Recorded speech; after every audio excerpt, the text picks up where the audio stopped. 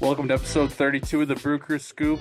Unfortunately, the major news of this episode is that the All-Star teams were announced and Brice Turang was snubbed. Not sure what happened there, but we know Contreras and Yelich are starting the All-Star game.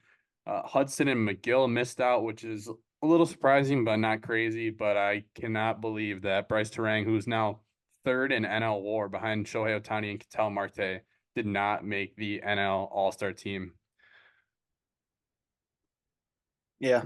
Uh, it's because he gave it up to a much better second baseman and better defender. So we're just gonna have to accept it.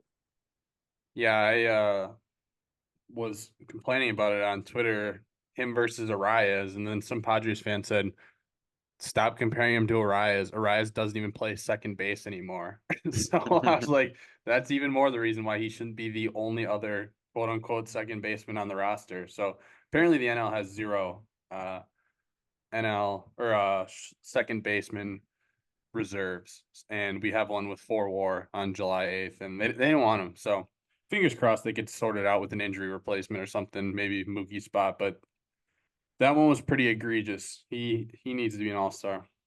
Yeah. And it's funny too, because obviously the closest thing other than DH or Eyes plays is first. And that was the other kind of national snub was Christian Walker not getting the nod and home run derby champ Polar Bear Pete getting the appointment over Lindor, his own teammate, or Nimmo, both much more deserving, but I don't know. Yeah, let's talk about that now because I had that in final thoughts, but we might as well talk about it because it ties right in. Pete Alonso making the all-star teams pretty much just because they want him in the home run derby, I think it's kind of lame. I get that. I don't blame Pete for maybe making it seem like he wasn't going to do the Derby unless he got the nod.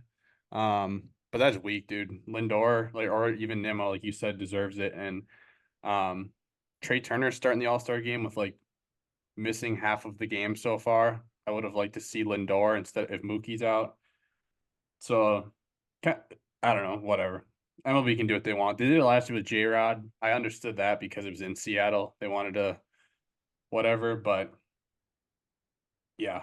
Yeah. Christian Walker's a lot more deserving than Pete Alonso, especially yeah. Yeah. It's kind of funny because I mean, some of the fan vote I think sometimes gets a little flawed with like big fan bases just bullying, right? Kind of the Trey Turner case, maybe. And I know up until the final vote, there were some questionable Philly outfielders that almost got in. But honestly, the starters kind of make sense. Whereas when you look at the player coach portion and vote is, I mean, that's likely who's responsible for Arraez, and that just makes no sense. So I don't quite understand. And I was listening to Microbrew, and I'm pretty sure they said that they put like a number of stats on whatever the ballot is That's that what the I was gonna say. I players want fill to know out. how they do it. Well, Yeah. they said they put a number of stats on there, but they do have WAR. I don't know if it's F4 or B4 or what, but if WAR is on there and the stats, I just don't understand how Arraez is there. And I think my biggest thing is whether it's kind of Pete, but more so the argument probably for Arraez versus Turang, or trying to think what oh, I think it's Ken Rosenthal was talking about it, but he was saying how he wants big names in the All-Star game, and admittedly he works for Fox and it's on Fox, but you want stars that have notoriety in the All-Star game. But my thing is like if a player is objectively been better, you can build him into a star by starting That's how they to become actually give stars. him the credit he deserves. It makes no sense to me. They're like, we need stars in the like, okay, so should the all-star should we bring Griffey back? Because he was an Yeah. all-star, he's a star. Like, what are you talking about? And Like, and how do you it get helps to build league-wide more stars. notoriety if you don't put them on the Exactly. stage? Yeah, it's You need more stars in small markets too, but more stars is better for the game. I don't like Luis Arraez has been a great player the last couple of years. He's only hitting 315 right now. The only thing he does well is he hits for a super high average. And 315 is nothing to sneeze at, but he brings nothing defensively well, and I think on doesn't base do wise, much else. isn't Brice even better? Yeah, Turang is 29 steals. Yeah. Not like I don't get it at all. Yeah. You want the stars in And there. Even like Skeens. Skeens is worthy, I'm sure, and everything, but like people like start him. That's how we get eyes on the game. We don't need more eyes on Paul Skeens right now. If anything, get the guys in there that deserve it. Exactly to your point. That's how stars are made, and Yeah. it's kind of And sad. I don't know. the other Whatever. thing that I kind of annoyed me is obviously Joey Ortiz didn't make it and he's a little banged up right now and not as many games, but we talked about Trey Turner getting the fan vote, but to be the starting shortstop and he's played way less games. It just, I don't know. Obviously we weren't going to get all the guys we thought, but I think it is pretty crazy to not get Turang, and realistically we should have probably got a reliever as well, and maybe we will still. We'll have to see, but Yeah, I we can just finish up the whole segment now because the only other big point I had about it is, like you said, relievers. I mean, the Phillies got 4 pitchers, and like I said, no disrespect to their pitchers, they're good. Definitely deserving, I guess, all stars. But if you want to act like, oh, you didn't want to give the Brewers 2 relievers, when Hudson and Megill, why couldn't you give them one and give the Padres one when the 4 were so close across the board? Like Strom to me is really no better than Megill, who's up there in the NL and saves, or yeah, Hudson, who we'll talk about, probably played himself out of an All-Star nod in the last 3 days, unfortunately. So I don't know. At the end of the day, All-Star games don't really matter, but especially for guys like Turang, who was so not good at the plate last year and has been so good and valuable this year, it's kind of a slap in the face. And again, to reiterate your point, that how do you make stars if you're not going to put them in the All-Star game? Like, why do you need to emphasize the guys who already have it? You should grow another young star. Show people, clearly people don't yeah, realize how good Brice Turang really is, and he's been one of the best players in the National League this year. So, I mean, if he keeps this up over 162, he's going to finish top 5 in NL MVP probably. Like if he stays on this pace and has 6.5 wins or 7 wins, um, yeah, it's a miss. All right, yeah. but getting into the weekly I'm already recap. kind of over it. What'd you say? I was just saying I'm like over the Discord. I guess us complaining is not going to help, but it No. just is aggravating. Yeah. Yeah, the weekly recap. Brewers had the Rockies series. They wrapped that up. Game 3, Colin Ray went 7 scoreless. Yelich homered, Bowers and Mitchell drove in a run each. The Brewers won 3-0. And then game 4, Tobias Myers gave up 4 earned on 8 hits. Chourio had an RBI double to make it 3-3 in the 6th, but a Jake Cave solo shot in the bottom of the 6th was the difference. Brewers fell 4-3 and split the series with the Rockies. They went to LA, played the Dodgers in game 1. Aaron Civale made his Brewers debut. He went 5 innings with 8 Ks, 3 walks, 5 hits, 4 earned. Will Smith had 3 solo shots. 5 spot in the 4th for the Crew behind a Hoskins grand slam for the lead.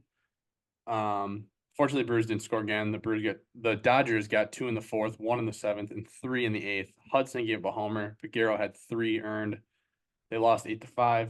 Game 2 against the Dodgers, Will Smith hit his 4th home run in his 4th at bat of the series. This one was off of Freddie. Hoskins and Yelich homer to tie it 3-3, but Vargas and Ohtani had solo shots in the bottom of the 8th off of Hudson again. As we mentioned, played himself out of an all-star spot with those 3 home runs. Raises ERA from under 1 to 1.5. And then game 3 against the Dodgers, Brewers were facing their first 4-game losing streak of the year, but they had trusty Dallas Keuchel on the mound. Yelich homered, Haas homered.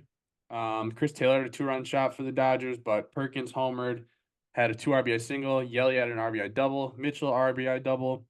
Keuchel went 4 1/3 with no strikeouts, 5 walks, and 3 hits, but no earned runs. The Brewers won 9-2, and they're 3-0 in Dallas Keuchel starts, if I saw that correctly on Twitter just a moment ago. They're 2-3 since the last episode. They are still right around 500, if not better, most weeks when we do this recap. So 2-3, holding it down in a West Coast stretch against a good Dodgers team. Unfortunately, Hudson played himself out of an All-Star appearance for the time being, and we're 2 games back of the Dodgers for that bye right now. Yeah, I wish we had a little more swag on the West Coast after all the Snoop Dogg talk, though. It didn't really rub off on us. Yeah. We're still Midwest boys, I guess. All right, who's your untouchable pitcher of the week? You fellas are untouchable. Is that the thing? No one can get to you? Untouchable. Gotta be Colin Ray in the big Colorado start, 7 innings, shutout, 6 hits, 0 walks, 4 Ks. Can't ask for much more. And there's a couple of relievers, but no one really ate too many innings over those 5 games. So Yeah, easy choice. Colin Ray was incredible again. I saw a little side by side of him versus Glass now. And obviously Glass now blows him out of the water in strikeouts, and you're taking Tyler Glass now any day of the week. But they like you think of Glass now as like probably the head and shoulders best pitcher in the NL right now. And Colin Ray is keeping pace on a lot of things and just continues to give the Brewers a chance to win every time he takes the mound in the last year and a half. Just really incredible. yeah. Yeah, and I was reminded that I think if I recall, we have a like $5-ish million option on him next year, team option, if I recall. So that currently looks like an absolute steal. In worst case, if I don't know why we'd get rid of him, but he'd be an asset on a 1-year deal at that point too. So either way, a team friendly option that as of now looks like it could be quite the deal. Who's your hot hitter of the week? Oh, stop jumping on fire, Ricky Bobby. I'm on fire. He's so hot right now. Gotta go with Yelich. 18 at bats, 4 walks, 6 hits, 2 of which were doubles and 3 of which were homers, 6 runs, 5 RBI. Yeah, people are the latest topic, positive topic on Brewers Twitter is the Yelich love coming back. Saw some account, forgot who it was, said that the Yelich trade talk, I do remember, and that's fine to think. The account also said something about like some of you guys wanted Yelich DFA, and I'm like, I don't really remember that, especially knowing our ownership, but okay. But yeah, he is showing out, so love to see that. And then a little shout out to spring training phenom Eric Haas. Only 7 at bats, but 3 hits, homer, 2 run, 2 RBI. So he made a count over those 5 games, and he's a backup catcher. So Yeah, I'd definitely take that from our third catcher. He proved that he can swing the bat, and awesome plug in when you're missing a catcher. So yeah, Yelly. I mean, just a tick below 1400 OPS in those 5 games. Great to see him hot, and maybe the home run ball is starting to pop out a little bit more. That'd be awesome to see him going on a little bit of a homer stretch here. On top of the fact that I think now, as of today or tomorrow, he's going to be qualified for the rate stats, and he'll slot right in at number 1 in batting average. So looking at a possible third batting title in Milwaukee for him. What do you got for us for Statcast?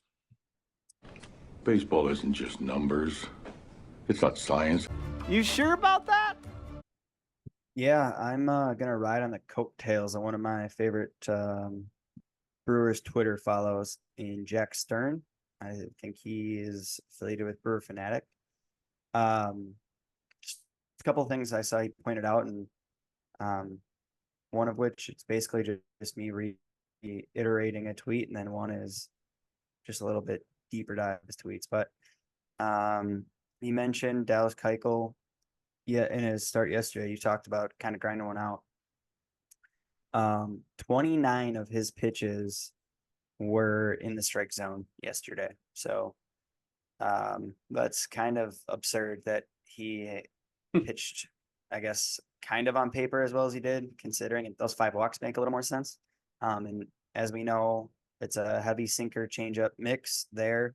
But doing so, I guess when you hear that 29% of pitches in the zone, you'd obviously think he gave up a lot of runs, and he didn't. And I think a big part of that is an 83-mile-an-hour average exit velo. So living on the corners is inducing, I think, a lot of weaker contact. And like I said, that was something that Jack Stern pointed out on Twitter, and I thought it was quite interesting. But it makes sense. I mean, that's how a guy like that is going to have to survive, because if he's putting him over the middle of the plate, major league hitters, especially the Dodgers, aren't going to struggle. And then the other one was, again, Jack Stern noted that a kind of difference in Savali from his time with the Rays and his one start with us, and it was that he threw a lot more sinkers to lefties. So in all of his Rays starts, he never threw more than 20% sinkers to left-handed hitters, at least according to Savant. So assuming it's registering everything right. And in his first start in Milwaukee, he threw 34% sinkers to lefties. So already a slight mix maybe that we influenced. And then I dug a little deeper, and it's a 1-game sample size, so I'm not gonna act like this is what I'm projecting out for Savali against lefties this year. But in the 8 batters he faced, notably, one of those 8 at bats against lefties was, I think, or was it 3 against Shohei? Or 2? 3 at bats against Yeah, I Shohei, think he faced right? him 3 times, right? He K'd him the first 2 times, Yeah. and So 3 of the at bats against lefties were against Shohei. So a little extra value, I guess, on those outcomes. But he only gave up 1 hit, 1 walk, and 6 Ks. So his OPS in the 1 game against lefties was 393, I believe. Whereas in the 170 lefties he faced with the Rays this year, his OPS was 853. So he performed a lot better. And like I said, 6 Ks in the 8 batters, so a 75% K rate versus not just, but a 26% K rate against lefties with the Rays. So not saying he's going to be K'ing guys up at a 75% rate when it's a lefty, but I think the new mix could start to pay some dividends. And I think it's just a brief preview, I guess, of what the front office and numbers guys combining with the pitching lab are tweeting for Savali, and hopefully there's some more good to come out of those changes.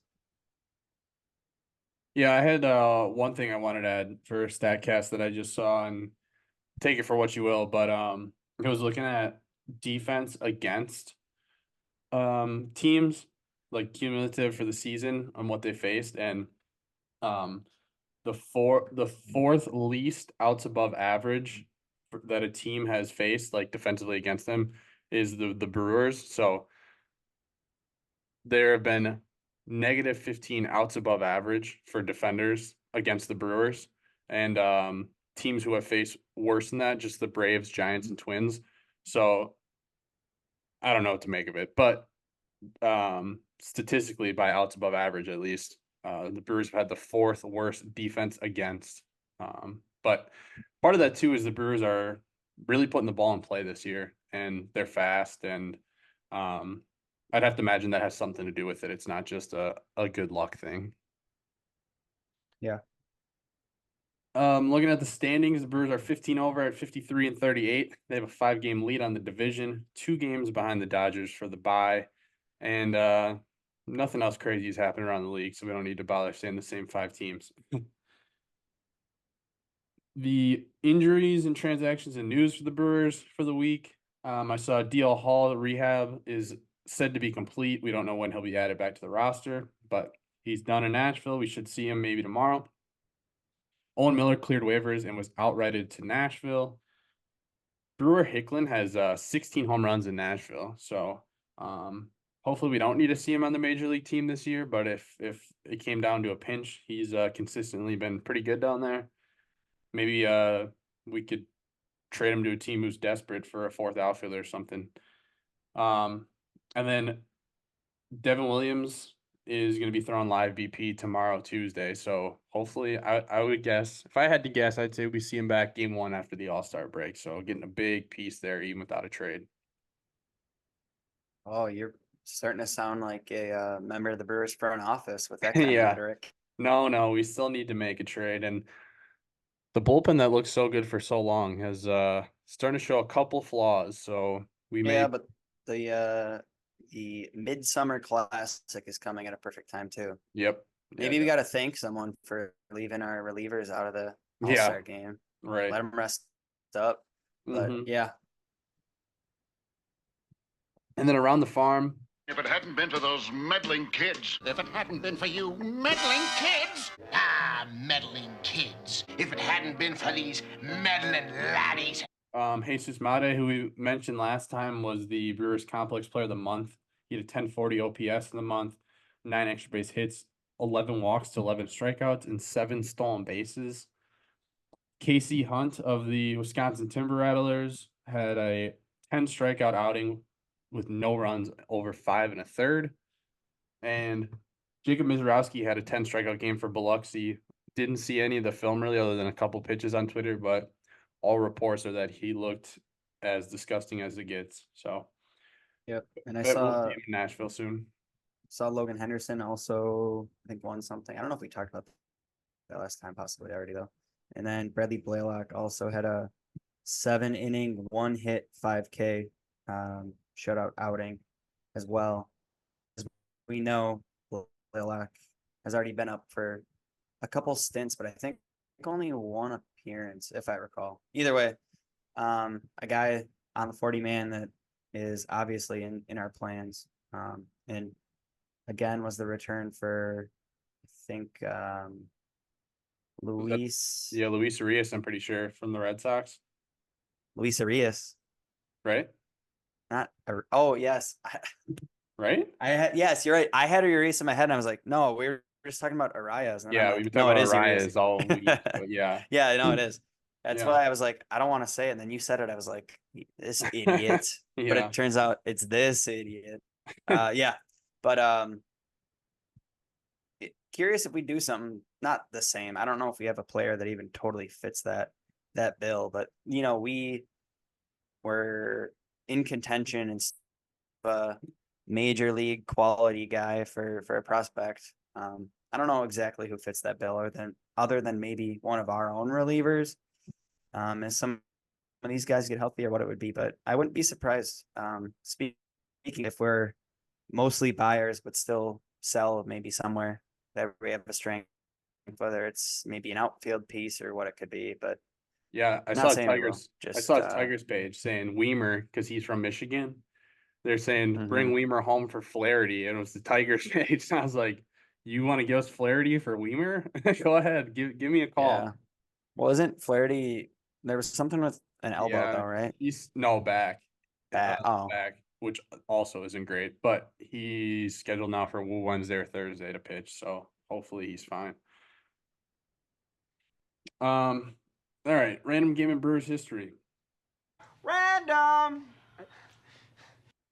May 12th, 2001. I went back to see with the Pirates in town this weekend, their first time coming to Miller Park, and Brewers got shut out in game 1. So I decided to go to game 2. So the second game the Pirates played at Miller Park, Todd Ritchie on the mound versus Paul Rigdon, who I admittedly have never heard of, Brewers pitcher.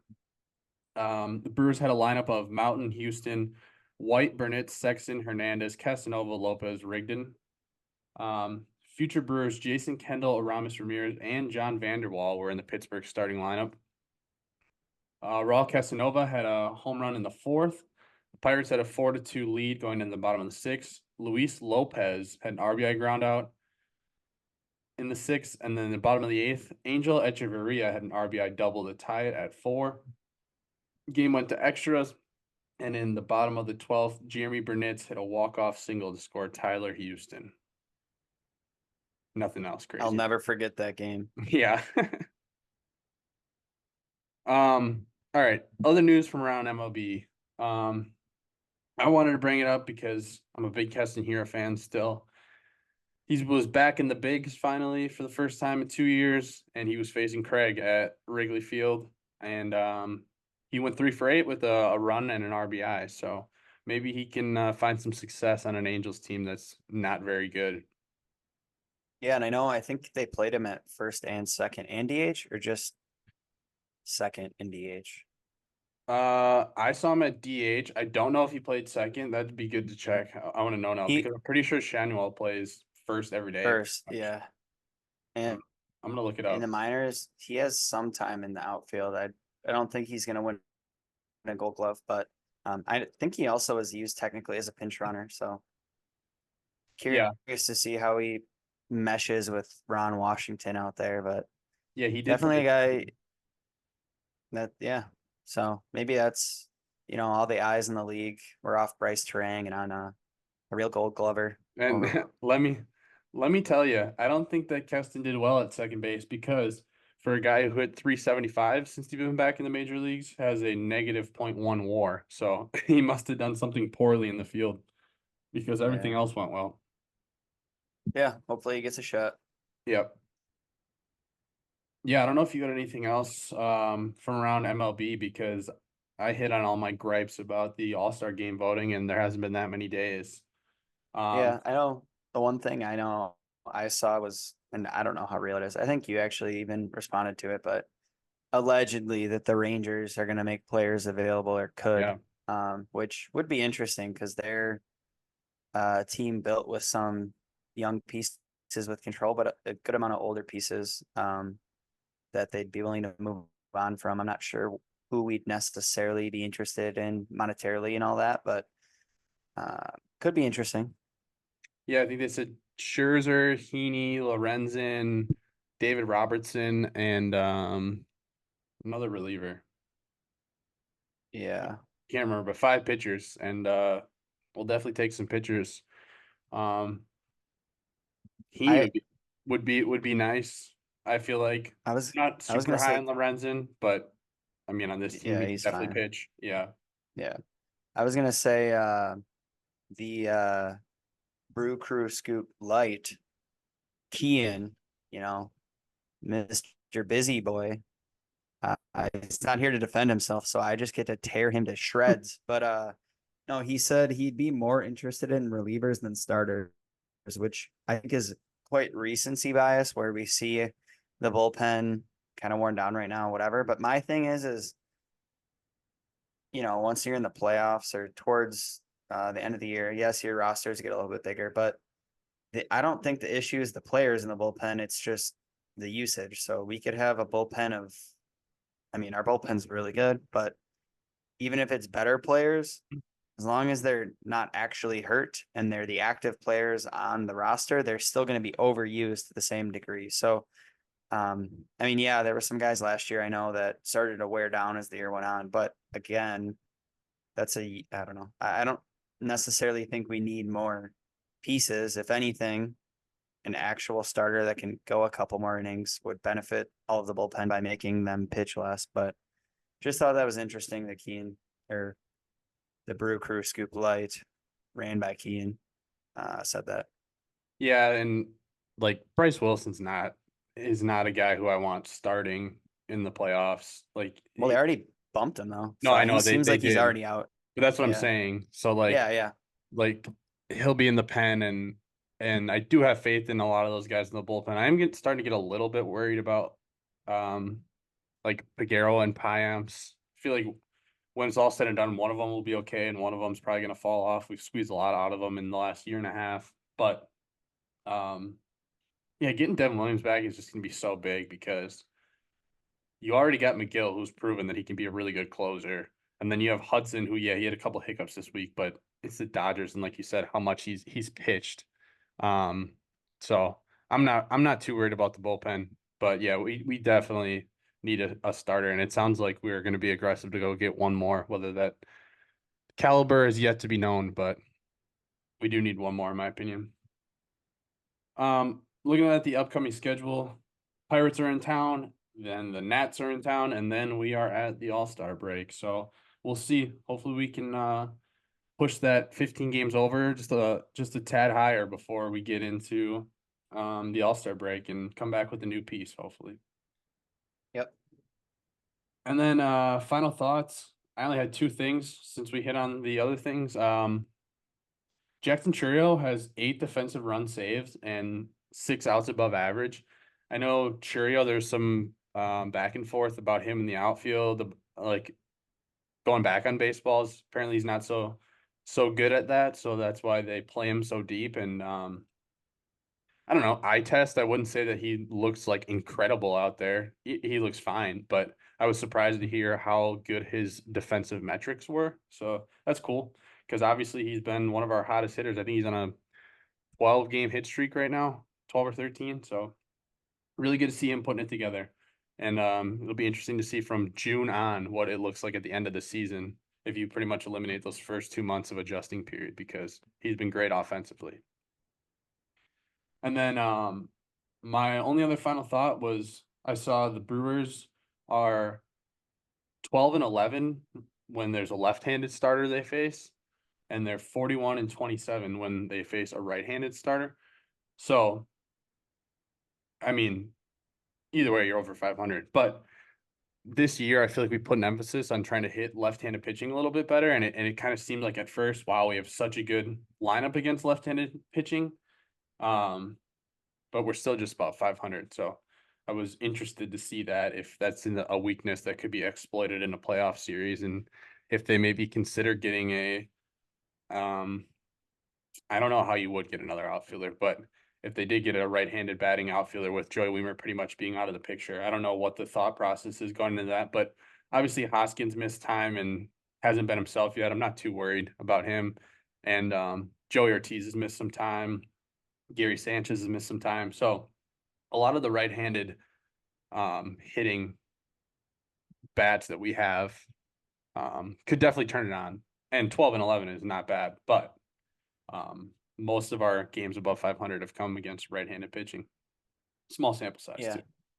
Yeah, I think you hit on it with some of the guys that have missed time, just because to truly impact, I think that performance against lefties, which it also could just be a bias of we face good lefties, perhaps. I don't know exactly, how many starts were from above average starters. Cause I know the guys I was going to use as rationale were Steele and Shota, and we actually beat them both. So doesn't really help my thought process, but yeah, I think it's more just the got time missed from a bunch of the guys that's going to help against lefties on paper. So that's the big thing, and just the level of player it would take to truly grades for a lot of it. I don't see us doing, but you never know. And then my only, I guess, closing thought is something that you kind of just hit on, and it's that Rhys Hoskins is healthy again and added to the Grand Slam tally. So not sure who's going to hit one this week for us, but Yeah. we got to stay hot with the Grand Slams. Yeah. Pretty cool how many Grand Slams we've hit. Always fun. Yeah, I actually saw a chart today, and it was like runs scored and home runs hit, and we haven't actually hit as many home runs as you think for our runs scored. Yeah. But in the last week and a half, all the Grand Slams meant our run scored is like way above where we should be based on our home runs hit. But we'll see. I could see some more home runs in the second half with a healthy Rhys. Gary comes back. Contreras heats up again. And Adames starts hitting like he did when everyone wouldn't stop talking about him, and not the Adames we've seen recently. Ortiz healthy, so on and so forth. And I think we got some home runs in the tank if we want. Yeah, one other our home run total has been down, like you said, and teams we've seen a lot in recent history, teams that slug move on in the playoffs. So as much as the fun, young, fast group is, hopefully we can get that slug up a little bit. Maybe it comes in the form of Rhys Hoskins heating up, or maybe we try to flip Brice Turang for Ozzy Albies, someone with a little more pop at second, right? A slugger. Whole day on Twitter. I just blocked him while we were recording, actually, because I can't do it anymore. But yeah, maybe we'll get a right-handed power bat. Who knows? Just curious to see if we get the extra nod or two that we deserve with injuries, but I'm not hopeful anymore. I've lost all faith in humanity. Yeah. All right. Well, hey, thanks for listening, and then go Brewers.